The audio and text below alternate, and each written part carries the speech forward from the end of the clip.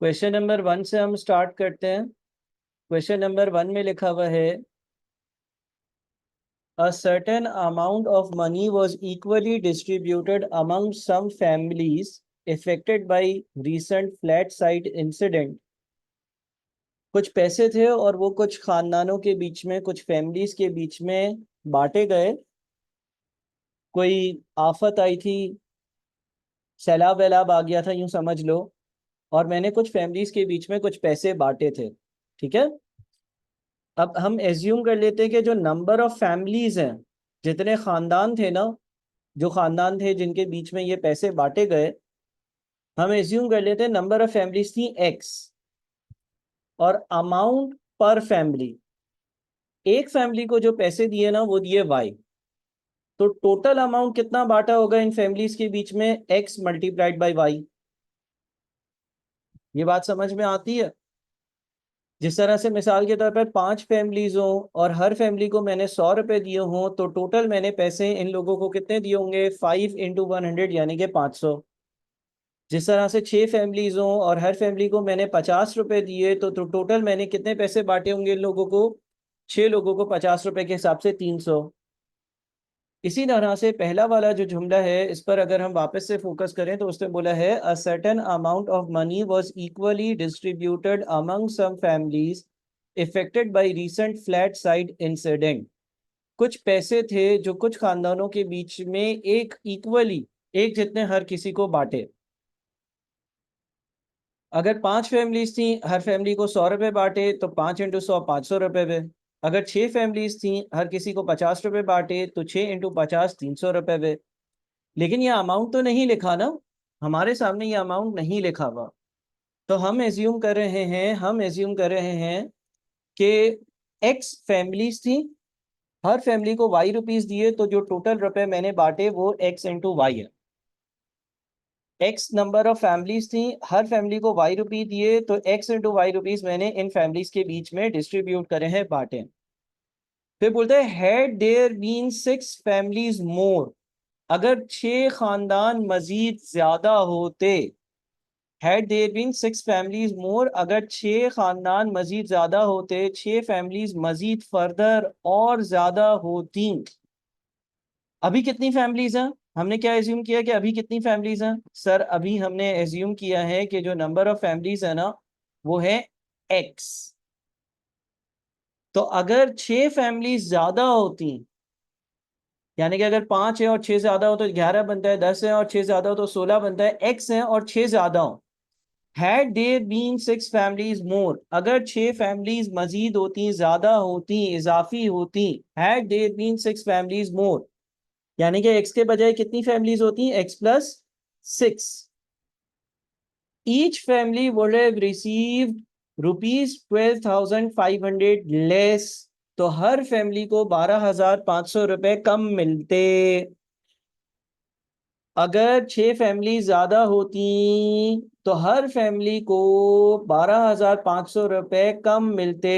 जाहिर है अमाउंट अगर सेम है और पहले एक्स लोगों के बीच में वो बांटा जा रहा था, लेकिन अब वो अमाउंट ज्यादा लोगों के बीच में बांटा जा रहा है, एक्स प्लस 6 लोगों के बीच में बांटा जा रहा है या तकसीम हो रहा है, तो हर किसी को कम अमाउंट मिलेगा। पहले हर किसी को वाई अमाउंट मिलता था, पहले हर किसी को जो अमाउंट मिलता था वो वाई था। अब अगर वाई के बजाय थोड़ा कम अमाउंट मिलेगा, वाई के बजाय अगर कम अमाउंट मिलेगा, 12,500 रुपये कम मिलेंगे, तो हर किसी को वाई माइनस 12,500 ये पैसे मिलेंगे। ठीक है, देखिए मिसाल के तौर पर 10 लोगों, हर किसी को आप 100 रुपए दो तो इन लोगों को 1,000 रुपए मिलेंगे। लेकिन अगर मैं बोल दूं अब 10 के बजाय 6 लोग हैं या 10 के बजाय 5 लोग हैं और टोटल अमाउंट सेम है, तो हर किसी को अब 10 लोग थे तो हर किसी को 100 रुपए मिल रहे थे, 1,000 टोटल बन रहे थे। अब अगर 5 लोग हैं और पैसे अगर 1,000 ही हैं तो हर किसी को 200 रुपए मिलेंगे। इस तरह से टोटल अमाउंट जो है वो तो सेम है, लेकिन जो पर फैमिली अमाउंट है वो कम या ज्यादा हो जाएगा। इसी तरह से अगर पहले 10 लोग थे, हर किसी को 100 रुपए मिल रहे थे और 1,000 बन रहे थे, अब मैं बोलूँ 10 के बजाय 20 लोग हैं तो हर किसी के हिस्से में 50 रुपए आएंगे, क्योंकि टोटल अमाउंट सेम है। तो उसने यही कहा कि हैड देयर बीन 6 फैमिलीज मोर, अगर 6 खानदान 6 फैमिली ज्यादा होती, each would have receive 12,500 less, तो हर किसी को वाई के बजाय वाई माइनस 12,500 मिलता। और टोटल अमाउंट सेम रहता। फिर लिखा है and had there been 5 families less, लेकिन अगर 5 खानदान कम होते, यानी कि एक्स नहीं होते बल्कि x-5 होते, अगर 5 खानदान कम होते, एक्स नहीं होते, x-5 होते, ईच वुड हैव रिसीव 15,000 मोर, तो हर किसी को 15,000 रुपए ज्यादा मिलते, यानी कि y के बजाय y प्लस 15,000 मिलते। Find the total amount distributed and the number of families that got relieve. कितने लोगों को ये पैसे मिले, हर किसी को कितने कितने पैसे मिले, टोटल कितने पैसे मिले, और कितने लोगों के बीच में ये पैसे तकसीम करे गए।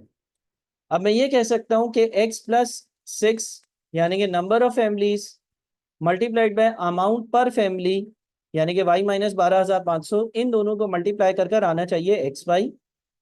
और इसी तरह से x-5 यानी कि again number of families multiplied by her family को जो अमाउंट मिला, यानी कि y प्लस 15,000, इन लोगों का जो टोटल अमाउंट होना चाहिए वो होना चाहिए xy। ठीक है। अगर आपके पास x फैमिलीज हैं, वो 6 से बढ़ जाती हैं तो x+6 हो जाती हैं, और अमाउंट जो है वो कम हो जाता है, लेकिन टोटल अमाउंट सेम रहता है। तो एक इक्वेशन ये ऊपर वाला हो गया, एक इक्वेशन ये नीचे वाला हो गया। यहां तक जो काम करना था ना, वो दिमाग का बहुत ज्यादा इस्तेमाल करना था। आगे तो सिर्फ और सिर्फ सॉल्व करने वाला काम है। जो बच्चा यहाँ तक वाला काम कर सकता है वो आगे वाला काम आसानी से कर सकता है। यहाँ वाला काम अभी तक जो हमने काम किया, और ये जो दो इक्वेशंस बनाई ना, ये इक्वेशन नंबर 1 और ये इक्वेशन नंबर 2, ये बहुत ज़रूरी काम था। ये सबसे ज़रूरी काम था। इक्वेशन नंबर 1 और इक्वेशन नंबर 2, ये जो दो इक्वेशंस हमने बनाई, ये सबसे ज़्यादा ज़रूरी काम था। अगर मैं इन इक्वेशंस को रिपीट करूं, पहले में लिखा हुआ था कि x के बजाय x+6 6 फैमिली ज़्यादा हो, तो हर फैमिली को y रुपीज़ के बजाय y-12,500 कम पैसे मिलेंगे, लेकिन टोटल अमाउंट सेम होगा। दूसरे में लिखा था कि x के बजाय 5 फैमिलीज कम हो, यानी कि x-5 हो, तो हर फैमिली को y प्लस 15,000 रुपये ज़्यादा मिलेंगे, टोटल अमाउंट सेम होगा। अब इसको ज़रा सॉल्व करते हैं। अगर पहले इक्वेशन को देखें और उसको एक्सपेंड करें, एक्स वाई से मल्टीप्लाई होगा तो एक्स वाई, उसके बाद x जो है वो 12,500 माइनस के 12,500 से मल्टीप्लाई होगा, -12,500 x प्लस 6y, और माइनस फिर 12,506 से मल्टीप्लाई होगा, तो ये आ जाएगा 75,000 is equals to x y. ठीक है, मैंने सिर्फ और सिर्फ पहले इक्वेशन की चीज़ों को आपस में मल्टीप्लाई किया है। एक्स वाई से मल्टीप्लाई हुआ एक्स वाई बन गया, x 12,500 से मल्टीप्लाई हुआ माइनस का 12,500 वाई बन गया, x बन गया। 6 और y मल्टीप्लाई हुआ 6y हो गया, और 6 जो है वो 12,500 से मल्टीप्लाई हुआ माइनस के, तो -75,000 बन गया। अच्छा, दोनों जगह एक्स वाई दोनों जगह है, एक्स वाई कैंसिल हो जाएगा, एक्स वाई कैंसिल हो जाएगा। तो उल्टे हाथ पर हम लिख सकते हैं 6y minus 12,500 x is equals to 75,000। ठीक है जी। ये जो माइनस का 75,000 है, ये सीधे हाथ पर गया है, एक्स वाई दोनों साइड पर था, वो आपस में कैंसिल हो गया। और उल्टे हाथ पर 6y एज इट इज लिखा, 12,500 x एज इट इज लिखा। अच्छा, दूसरे इक्वेशन में एक्स वाई से मल्टीप्लाई होगा एक्स वाई, फिर x 15,000 से मल्टीप्लाई होगा 15,000 x, उसके बाद 5 y से मल्टीप्लाई होगा तो -5y, और उसके बाद -5 15,000 से मल्टीप्लाई होगा, तो 5 इंटू 15,000, ये बन जाएगा -75,000 is equals to x y. ठीक है जी। ये दूसरी इक्वेशन को x into y x y, x into 15,000 15,000 x, 5 into -5 into y -5y, और फिर -5 into 15,000 -75,000 is equals to x y. Again x y आपस में कैंसिल हो जाएगा, तो यहाँ पर आपके पास रह जाएगा 15,000 x -5y is equals to 75,000। ठीक है जी। ये आपके पास दो इक्वेशन आ जाती हैं। सही है। अब आपके पास जब ये पहली और ये दूसरी इक्वेशन आ गई, तो आप इसको बहुत सारे मुख्तलिफ मेथड्स हैं उनसे सॉल्व कर सकते हैं। सच एज हम यहाँ से y निकालते हैं, y किसके बराबर होगा। देखिए y आपका किसके बराबर होगा, अगर ये 12,500 x भी सीधे हाथ पर चला जाए, तो 6y is equals to 12,500 x plus 75,000, और फिर जब 6 उल्टे हाथ पर सीधे हाथ पर चला जाएगा, तो 12,500 डिवाइडेड बाई 6 हो जाता है 2083.3333x प्लस 75,000 जब 6 से डिवाइड होगा 12,500। इसको हम दूसरे इक्वेशन में सब्स्टिट्यूट करते हैं, ये बन जाएगा 15,000x माइनस 5 y की जगह अब हम लिख सकते हैं 2083.3333x plus 12,500 is equals to 75,000। फिर ये मल्टीप्लाई होगा तो 15,000x माइनस 2083.3333 मल्टीप्लाई बाय 5 बन जाता है 10416 minus x minus 12,500 multiplied by 5 हो जाता है 62,500 इज इक्वल्स टू 75,000। ठीक है, फिर क्या होगा 15,000 x में से 10416.6667 माइनस होगा तो यहाँ पर 4583.3333x बच जाता है इक्वल्स टू के सीधे हाथ पर 75,000 और 62,500 दोनों का एडिशन 137,500 हो जाता है। फाइनली x की वैल्यू कैसे आएगी? x की वैल्यू निकालने के लिए 137,500 डिवाइडेड बाई 4583.3333 तो ये 30 आंसर आता है। x की वैल्यू 30 आती है। x की वैल्यू 30 आ गई। जब आपके पास x की वैल्यू 30 आ जाती है, जब आपके पास x की वैल्यू 30 आ जाती है तो आप y की वैल्यू आसानी से निकाल सकते हो। आपको ये y का इक्वेशन पता है। आप क्या करोगे, y is equals to 2083.3333 into x यानी कि 30 है प्लस 12,500 तो यह आपका बन जाएगा 2083.3333 मल्टीप्लाइड बाई 30 प्लस 12,500 यह आ जाता है आपका 75,000।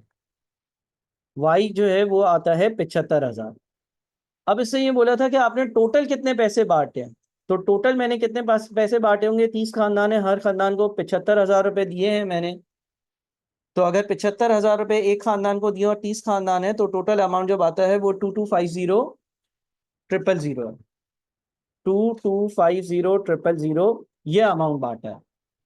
खानदान कितने हैं? खानदान 30 है। हर खानदान को कितना दिया है? हर खानदान को 75,000 रुपए दिया है।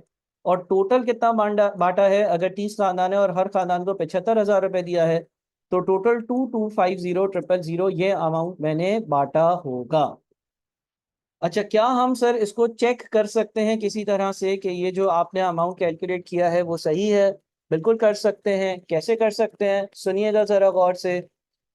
देखिए सवाल क्या था, certain amount of money was equally distributed among some families affected by recent flash site incident. मैं यहाँ से जरा इसको पहले तो कॉपी करता हूँ।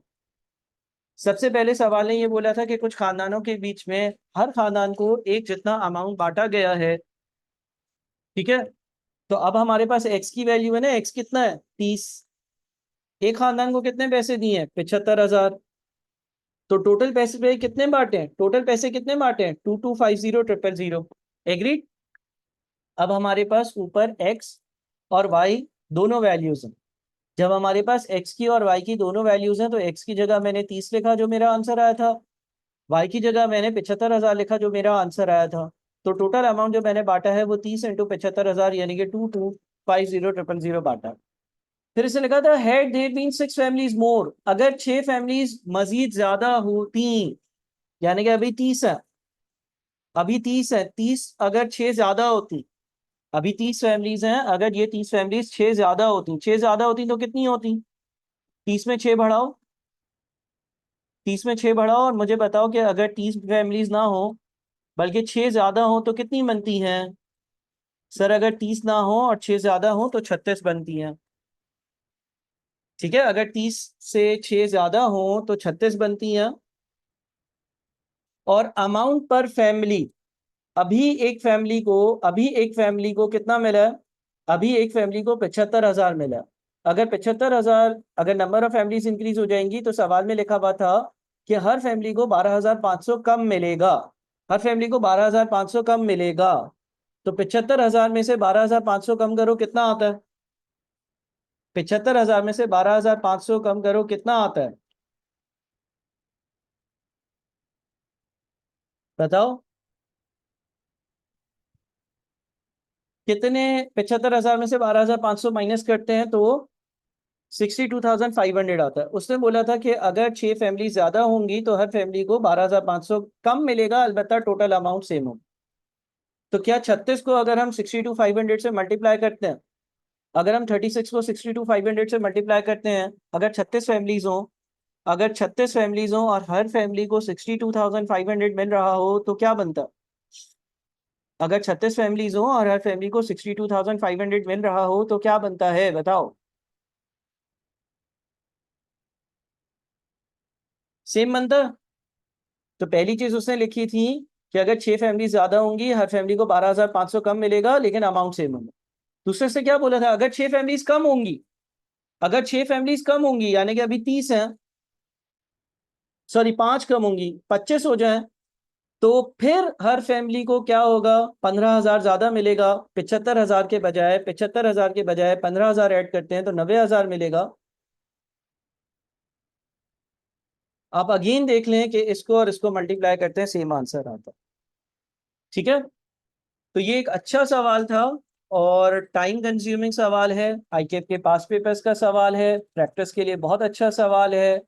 कुछ लोग हो सकता है कि जिनकी मैथ्स बहुत अच्छी नहीं है, बीच में कहीं खो गए हो, उनसे मेरी रिक्वेस्ट ये होगी कि इस लेक्चर की रिकॉर्डिंग ज़रूर देखिएगा ताकि आपको ये बात समझ में आए। अभी फ़िलहाल मैं अगर शुरू से दोबारा रिपीट करूँगा तो कोई फ़ायदा नहीं होगा, हमारा टाइम ही ज़ाया होगा। हर चीज़ मैंने एक्सप्लेन करी है।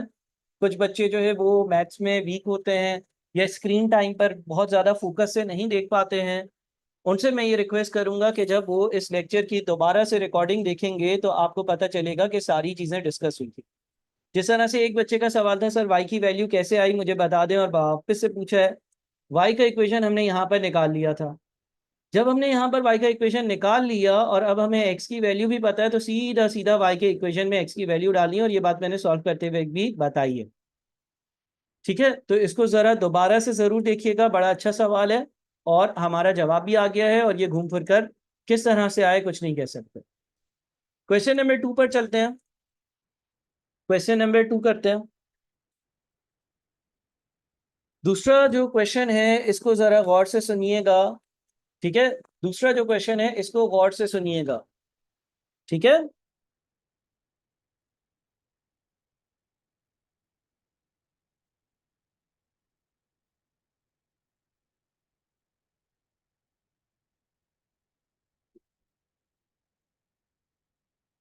ठीक है जी, करें। लिखता है इन अ चैरिटी शो, शुरू से आपकी तवज्जो चाहिए, शुरू से आपकी तवज्जो चाहिए। In a charity show tickets were sold at rupees 180 for first class, rupees 120 for second class and rupees 60 for general enclosure। एक फर्स्ट क्लास है, एक सेकंड क्लास है, एक जनरल इनक्लोजर है। वो बोलता है कि in a charity show tickets were sold at rupees 180 for first class की एक टिकट 180 रुपए की है, रुपीज 120 फॉर सेकंड क्लास की एक टिकट 120 रुपए की है, and rupees 60 for general enclosure की एक टिकट 60 रुपीज की है। In a charity show tickets were sold at rupees 180 for first class की ticket 180, rupees 120 for second class की टिकट 120 रुपए, and rupees 60 for general enclosure की टिकट 60 रुपीज की है। The number of seats in general enclosure was double of that in the first class. ठीक है, ये एक टिकट की प्राइस है, ये प्राइस पर टिकट है। अब सीट्स की बात आती है ना, the number of seats in general enclosure was double of that in the first class. First class में एज्यूम कर लो एक्स है सीट्स, एज्यूम कर लो कि फर्स्ट क्लास में एक्स सीट्स हैं। हमें तो नहीं पता ना 100 है, 200 है, 300 है, 400 है, 500 है, क्या है। हम एज्यूम करें एक्स सीट्स हैं, एक्स नंबर ऑफ सीट्स हैं। The number of seats in general enclosure was double of that in the first class. First class में अगर x सीट्स हैं तो जनरल इंक्लोजर में कितनी होंगी? जनरल इंक्लोजर में डबल होंगी, यानी कि 2x होंगी। And the number of seats in second class, और सेकेंड क्लास में जो सीट्स हैं was triple of that in the first class. वो जितनी सीट्स फर्स्ट क्लास में थी उसका ट्रिपल है, यानी कि 3x है। ठीक है। If all seats were occupied except 20 seats in first class। अच्छा, अब देखो ऑक्यूपाइड सीट्स कितनी है। ऑक्यूपाइड सीट्स का मतलब कितनी सीट्स की टिकटें बिकी हैं। सीट होना और टिकटें बिकना अलग बात है। ठीक है, 100 सीट्स हैं, 80 टिकट्स भी बिक सकती हैं, 100 में से 70 टिकट्स भी बिक सकती हैं। तो बोलते हैं if all seats were occupied except 20 seats in first class. First class की जितनी सीट्स थी उसमें से 20 सीट्स खाली थी। फर्स्ट क्लास की जितनी सीट्स थी उसमें से 20 खाली थी, बाकी टिकटें बिकी थी। सेकेंड क्लास की सारी टिकट्स बिकी थी, जनरल इंक्लोजर की सारी टिकट्स बिकी थी। If all seats were occupied except 20 seats in first class and the show fetched 62,400, find the number of person who attended the show। आपसे ये पूछा जा रहा है कि कितने लोग इस शो में आए थे अगर सारी टिकट्स बिक गई थी सिवाय 20 टिकटें फर्स्ट क्लास की। तो अब देखो हुआ क्या है। 180 रुपए वाली कितनी टिकटें बिकी हैं? 180 रुपए वाली x-20 टिकटें बिकी हैं, जमा 120 रुपए वाली कितनी टिकटें बिकी हैं? 3x टिकटें बिकी हैं, जमा 60 रुपीज वाली कितनी टिकटें बिकी हैं? 2x टिकटें बिकी हैं। और इन सारी टिकटों से टोटल जो पैसा आया है वो 62,400 है। ठीक है। 180 वाली, 180 वाली x-20 सीट्स प्लस 120 वाली 3x सीट्स प्लस 60 वाली 2x सीट्स, इनसे सारा जो पैसा है वो 62,400 है। अब ये बन जाएगा 180x माइनस, अच्छा 180 इंटू 20 क्या होता है? 3600 होता है। फिर ये 360x और फिर ये 120x इज इक्वल टू 62,400। अब क्या होगा? 180 माइनस प्लस 360 प्लस 120, 660x आता है उल्टे हाथ पर। 660x इज इक्वल्स टू यहाँ पर क्या आएगा? 62,400 माइनस 3600, यानी कि 58,500, 800। x की वैल्यू कितनी आएगी? एक मिनट, कितना है? 62,400 माइनस 3600, 58,800 है। कुछ गलती तो नहीं करी? 120, 360 और 180, 660 होता है 58,800 डिवाइडेड बाय आंसर। अच्छा, वापस से एक बार पढ़ लो। In charity show tickets are sold at ₹180 for first class. 180 रुपए की फर्स्ट क्लास की टिकट्स हैं। ₹120 फॉर सेकंड क्लास की जो टिकट्स हैं वो 120 रुपए की हैं। एंड 60 फॉर जनरल इंक्लोजर की टिकट्स है वो 60 रुपीज की हैं। The number of seats in general enclosure was double of that in first class. General enclosure की जो टिकट थी वो फर्स्ट क्लास से डबल थी। ठीक है जी, फर्स्ट क्लास की जितनी भी टिकट्स हैं उससे डबल थी। अच्छा, उसके बाद फिर क्या लिखा हुआ है? And the number of seats in second class was triple of that in the first class, और ये 3x थी। If all seats were occupied except 20 seats in first class की 20 सीट्स के अलावा सारी सीट्स ऑक्यूपाइड थी, यानी कि x-20, 62,400 सही है। सर इसको दोबारा से सॉल्व करते हैं। 180 x से मल्टीप्लाई होगा, 180 20 से मल्टीप्लाई होगा तो 3600, 120 इंटू, हाँ ठीक है ठीक है, 62,400 सीधे हाथ पर जाएगा, 3600 तो ऐड होगा। ठीक है, ये यहाँ पर जो है ना ये होना चाहिए 66,600, करेक्ट। तो x का आंसर कितना होता है? 66,600, 62,400 था और 3600 ऐड हुआ, 66,000 होना चाहिए, 66,000 होना चाहिए ये। और इसको डिवाइड करेंगे हम 660 से तो x की वैल्यू 100 आती है। x की वैल्यू 100 आती है। इसका मतलब ये हो गया, इसका मतलब ये हो गया कि अब हम जरा इस टेबल को दोबारा से बनाते हैं। ठीक है, 100 सीट्स इधर थी लेकिन ऑक्यूपाइड 80 थी। 300 सीट्स इधर थी और 200 सीट्स इधर थी, और यहाँ वाली भी 300 ऑक्यूपाइड थी और यहाँ वाली भी 200 ऑक्यूपाइड थी। आप अगर चेक करें कि टोटल कितनी सीट्स थी तो 600, टोटल कितने लोग आए थे तो 580। इससे हमसे क्या पूछा था, find the number of person who attended the show. 580 हमारा आंसर होगा। 580 लोग आए थे। 180 रुपए वाली 180 रुपए वाली 80 टिकटें बिकी थी। उसके बाद फिर 120 रुपए वाली 300 टिकटें बिकी थी, और 60 रुपीज वाली 200 टिकटें बिकी थी। देखिए इससे ऊपर वाला आंसर जो है ना वो मैच भी कर रहा है। ठीक है, कोई मसला है?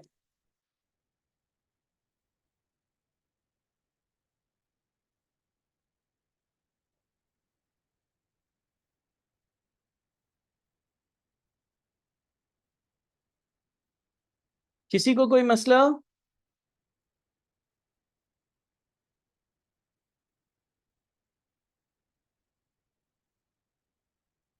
ठीक है जी।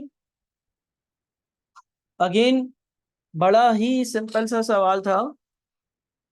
ये टिकटों की प्राइसें हैं और ये कितनी सीट्स हैं और कितने लोग आए हैं।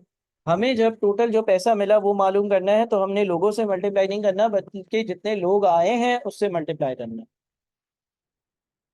तो ये हमारा क्वेश्चन नंबर 2 कंप्लीट होता है। सही है जी। चलें क्वेश्चन नंबर 3 पर आते हैं।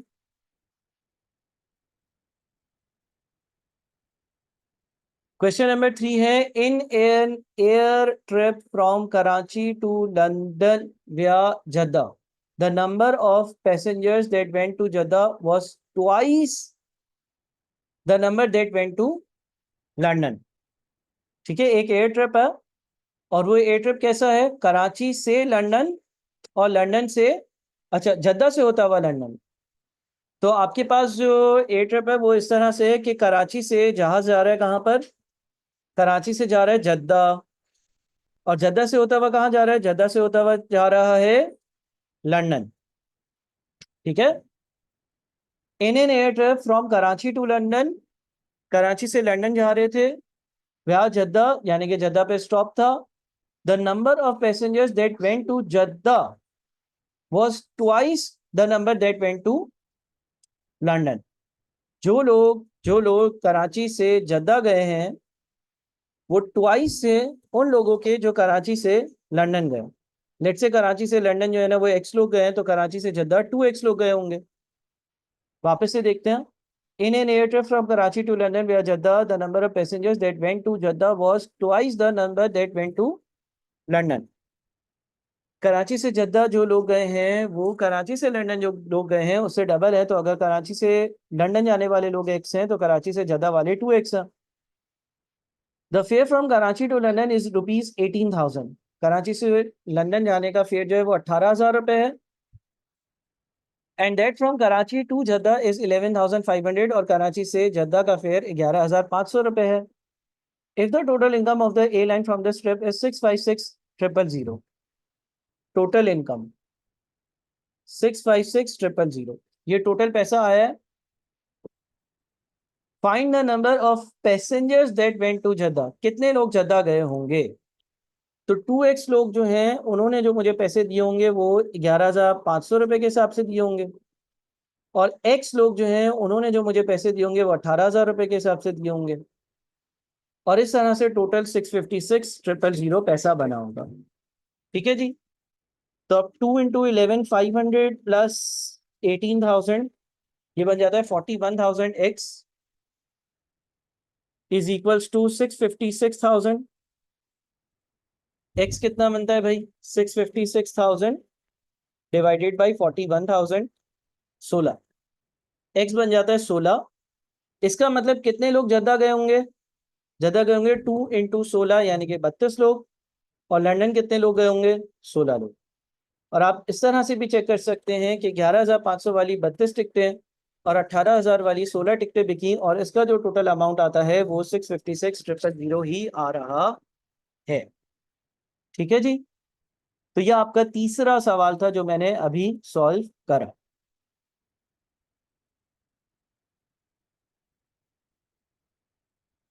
सही है। अच्छा, इन तीनों सवालों को, जाहिर सी बात है ये रिकॉर्डिंग भी हो रही है, तो जब आप रिकॉर्डिंग देखेंगे ना, तो आप दोबारा से एक बार जरा इसको करेंगे, आपको बेहतर तरीके से सवाल समझ में आ रहे होंगे। सही है जी। फिलहाल मैं आप लोगों को दो और सवाल करवाता हूं।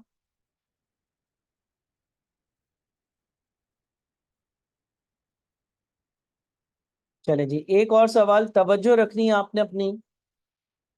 Question number 4, a carpenter can make a cabinet in 30 hours। एक कारपेंटर 30 घंटे में एक कैबिनेट बना लेता है। If he works for 21 hours at the normal rate of pay and 9 hours at the overtime rate, his working time will cost rupees 69। देखो, एक carpenter cabinet total कितनी देर में बनाता है? एक कारपेंटर एक कैबिनेट टोटल 30 hours में बनाता है। अच्छा, नॉर्मल टाइम, नॉर्मल एक चीज होती है, एक चीज होती है ओवर टाइम। ओवर टाइम यानी कि आम या सोशल वक्तों से ज्यादा काम करना। ठीक है। नॉर्मली नॉर्मली नॉर्मली वो कहते हैं कि अगर उसने 21 घंटे नॉर्मल काम किया हो और 9 घंटे ओवर टाइम किया हो, तो ये जो पैसे लेगा ना मुझसे, वो कितने लेगा? 69 रुपीज देगा। अच्छा, आवर्स को आर्ली रेट से मल्टीप्लाई करते हैं ना, तो टोटल पैसे आते हैं। एज्यूम कर लो नॉर्मल टाइम में मैं उसको X रुपीज देता था, और जब कोई ओवर टाइम कर रहा है तो Y रुपीज देता हूँ। गौर से सुनना। एज्यूम कर लो कि अगर कोई 21 घंटे जो उसने नॉर्मल काम किया ना, उसके मैंने उसको X रुपीज के हिसाब से पर आर X रुपीज दिए, और 9 घंटे जो उसने इजाफी काम किया, उस इजाफी 9 घंटे के काम करने के उसको मैंने Y रुपीज के हिसाब से पैसे दिए। तो इसका मतलब मैं जो उसको पैसे दे रहा हूँ वो 21X और 9Y दे रहा हूँ, है ना? और ये टोटल 69 है। इसका मतलब 21X plus 9Y is equals to 69 होगा। वापस से देखते हैं। देखो, 30 घंटे वो काम कर रहा है कैबिनेट बनाने के लिए। कैबिनेट बनाने में नॉर्मल 21 घंटे काम करता है, 9 घंटे का ओवर टाइम करता है। नॉर्मल घंटे के मैं 1 घंटे के उसको X रुपीज देता हूं, तो 21 घंटे के टोटल मैं उसको 21 × X यानी कि 21X देता हूँ। जब वो ओवर टाइम करता है, ओवर टाइम के 9 घंटे हैं, और हर घंटे के अगर मैं उसको Y रुपीज देता हूँ, तो 9 घंटे के Y रुपीज के हिसाब से 9Y दूंगा। 21 घंटे के X रुपीज के हिसाब से 21X दिए, और 9 घंटों के ओवर टाइम के Y रुपीज के हिसाब से 9Y रुपीज दिए, और ये टोटल 69 बनता है। ये पहली इंफॉर्मेशन थी। But if he works for 27 hours at the normal rate and 3 hours at the over time rate, फिर उसने ये लिखा कि अगर यही कारपेंटर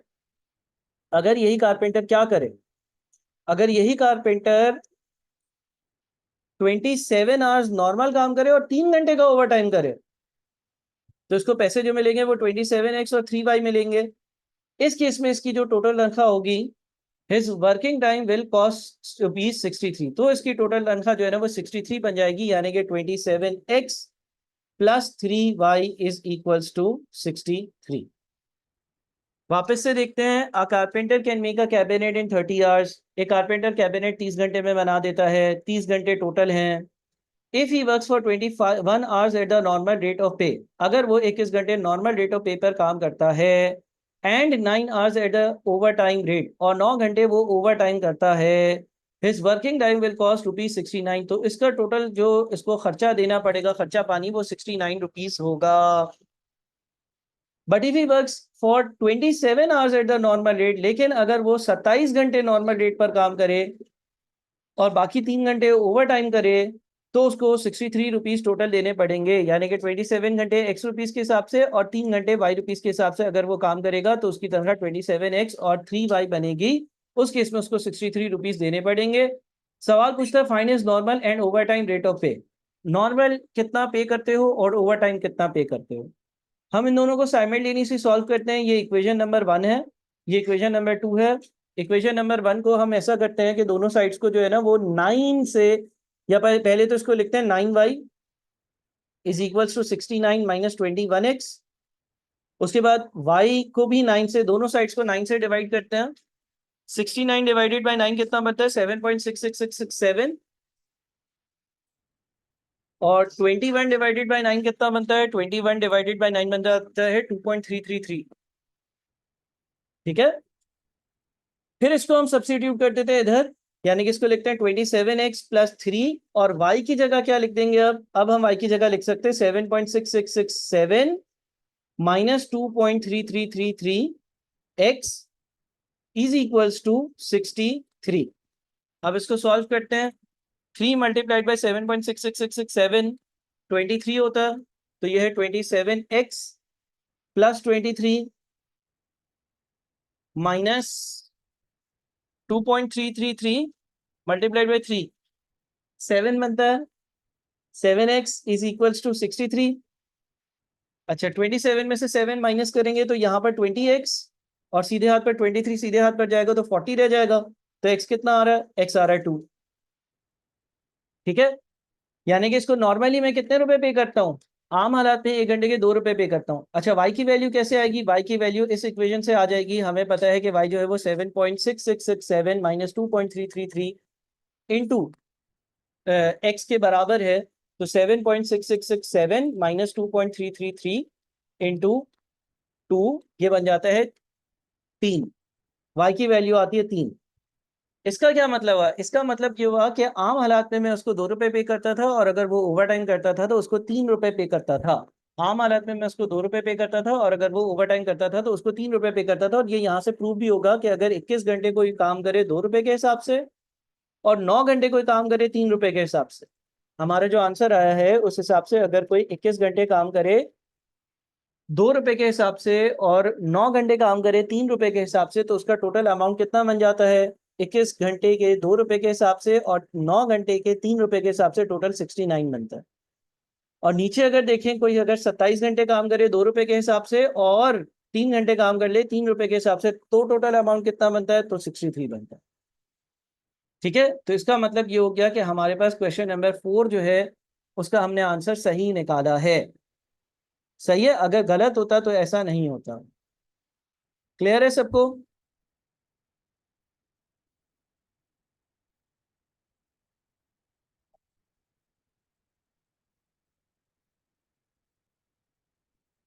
चलो जी, एक और सवाल, क्वेश्चन नंबर 5। क्वेश्चन नंबर 5 में लिखा हुआ है simultaneous increase of 200 in output and of rupees 10 in price will increase in revenue by rupees 20,000.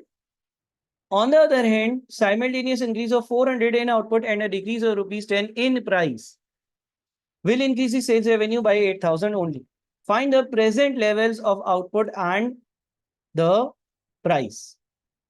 ठीक है जी, ये आपका अगला सवाल है। अच्छा देखिए, इसको कैसे करना है। हमें पता है कि सेलिंग प्राइस को अगर हम यूनिट से मल्टीप्लाई करते हैं तो क्या आता है? सेल्स रेवेन्यू आता है। अगर हम अपनी सेलिंग प्राइस को यूनिट से मल्टीप्लाई करते हैं तो क्या आता है? सेल्स रेवेन्यू आता है। आप एज्यूम कर लें अभी सेलिंग प्राइस है एक्स और यूनिट्स है वाई, तो sales revenue x into y होगा। अगर आप एज्यूम कर लें कि अभी आपकी जो सेलिंग प्राइस है वो एक्स है और जो यूनिट्स हैं वो वाई है, तो sales revenue x into y आएगा, हाँ या नहीं? ठीक है, अगर आपके पास अभी सेलिंग प्राइस एक्स है और number of unit sold y है, तो आपका sales revenue x into y आएगा। Simultaneous increase of 200 in output, output के यूनिट्स 200 से इंक्रीज हो जाएं, आउटपुट के यूनिट्स 200 से इंक्रीज हो जाएं, यानी कि वाई प्लस 200 हो जाए। End of rupees 10 in price, और प्राइस 10 रुपए से बढ़ जाए, यानी कि एक्स प्लस 10 हो जाए। Simultaneous increase of 200 units in output and rupees 10 in price will increase in revenue by rupees 20,000। तो इससे रेवेन्यू एक्स वाई जो था पहले वो एक्स वाई प्लस 20,000 हो जाएगा। इसका मतलब पहली जो आपकी इक्वेशन बन गई ना, पहली जो आपकी इक्वेशन बन गई वो क्या बन गई? पहली आपकी इक्वेशन ये बन गई कि आप लिख सकते हो कि नई वाली सेलिंग प्राइस यानी कि x plus 10 multiplied by y plus 200 is equals to x y plus 20,000। हाँ या नहीं? Simultaneous increase of 200 in output, output में 200 का इजाफा हो जाए and in price will increase, और 10 रुपए का प्राइस में इंक्रीज हो जाए इन रेवेन्यू बाई 20,000, तो रेवेन्यू 20,000 से इंक्रीज हो जाएगा। तो नए वाली सेलिंग प्राइस नए वाले यूनिट्स को मल्टीप्लाई कर कर ये आंसर आएगा। फिर लिखा है simultaneous increase of 400 units in output, यानी कि अगर आउटपुट जो है वो 400 यूनिट से इंक्रीज हो जाए y plus 400, and a decrease of ₹10 in price, of price 10 रुपए से कम हो जाए x minus 10, will increase the sales revenue by ₹8,000, तो रेवेन्यू 8,000 से इंक्रीज होगा, x प्लस 5 प्लस 8,000 हो जाएगा। Find the present level of output and price, अभी कितनी प्राइस है और आउटपुट है ये बताओ। दूसरा इक्वेशन क्या बनेगा, x minus 10 multiplied by y plus 400 is equals to xy plus 8,000। ठीक है, अब पहले इक्वेशन को एक्सपेंड करते हैं, तो xy plus 200x plus 10y plus 2,000 is equals to xy plus 20,000। xy से xy कैंसिल हो जाएगा, xy से xy कैंसिल हो जाएगा, और हमारे पास रह क्या जाएगा, यहाँ पर 200x प्लस 10y रह जाएगा, और यहाँ पर 18,000 रह जाएगा। दोनों साइड्स को 10 से भी डिवाइड कर लें तो 20x plus y is equals to 1800 हो जाएगा, और y जो है ना वो 1800 माइनस 20x के बराबर होगा। ठीक है, मैंने पहली वाली इक्वेशन को सॉल्व करा और सॉल्व कर कर उसको मजीद सिंप्लीफाई कर लिया। इस इक्वेशन को अगर हम सॉल्व करते हैं तो वो इस तरह से बन जाती है, और फिर हमने जो है वो 2000 सीधे हाथ पर गया, 20,000 में से माइनस हुआ, और फिर हमने दोनों साइड्स को 10 से डिवाइड किया, तो इसको सिंप्लीफाई कर कर हमने y is equal to 1800 minus 20x लिख लिया। अब y is equal to 1800 minus 20x का क्या होगा, इसको हम दूसरी इक्वेशन में सब्स्टिट्यूट करेंगे। दूसरी इक्वेशन क्या है हमारी, x माइनस 10, बल्कि इसको हम एक्सपेंड कर लेते हैं ना, अगर हम एक्सपेंड करेंगे तो ये बन जाएगी xy फिर 400x फिर माइनस 10y फिर माइनस 4,000, ठीक है, is equals to xy plus 8,000। xy से xy कैंसिल हो जाएगा, यहां पर बच जाता है 400x माइनस 10y। ठीक है, 4,000 सीधे हाथ पर जाएगा तो वो हो जाएगा 12,000। सही है, अब y की वैल्यू इधर सब्स्टिट्यूट अगर कर देते हैं तो ये 400x माइनस 10 और ब्रैकेट में आ जाएगा 1800 minus 20x is equal to 12,000। अच्छा, ये बन जाएगा 400x minus 18,000 minus minus plus 200x is equal to 12,000। अच्छा, 18,000 उधर गया 30,000, और यहाँ पर 600x इज इक्वल टू 30,000। तो x कितना आ जाएगा, x के लिए आप जो है वो 30,000 डिवाइडेड बाई 600 कर लो, क्या आ जाएगा आपका 50, x आ जाएगा 50। जब आपके पास x 50 आ गया, जब आपके पास x 50 आ गया तो y आप इस इक्वेशन से ढूंढ सकते हो। y आपका क्या हो जाएगा, y is equal to 1800 minus 20 into 50, तो y आपका कितना आ जाता है 1800 माइनस 20 इंटू 50 यानी कि 800। तो इसका मतलब ये हो गया कि अभी अभी अभी मैं एक चीज कितने की बेच रहा था, अभी मैं कितनी चीजें बेच रहा था, अभी मैं 50 चीजें बेच रहा था और एक चीज बेच रहा था 800 रुपए की। मेरा टोटल सेल्स रेवेन्यू हो रहा था 50 इंटू 800 यानी कि 40,000। अगर मैं कीमतें 10 रुपए से बढ़ा देता, 50 वाली चीज 60 की कर देता, तो 800 के बजाय 1000 चीजें बिकती और मेरा रेवेन्यू 20,000 रुपये ज्यादा होता, क्योंकि 60 इंटू 1000 जो है वो 60,000 होता। अगर मैं 10 रुपए कीमतें कम कर देता, 50 के बजाय 40 रुपए कर देता, तो चीजें जो बिकती वो 1200 बिक जाती और मेरा रेवेन्यू 8,000 ज्यादा होता। अगर मैं इन दोनों को मल्टीप्लाई भी करता हूँ, 400 को और 1200 को, तो 48,000 बनता है। यानी हमने सवाल बिल्कुल सही सॉल्व किया है, सवाल की सारी कंडीशंस मीट हो रही होती नजर आ रही हैं।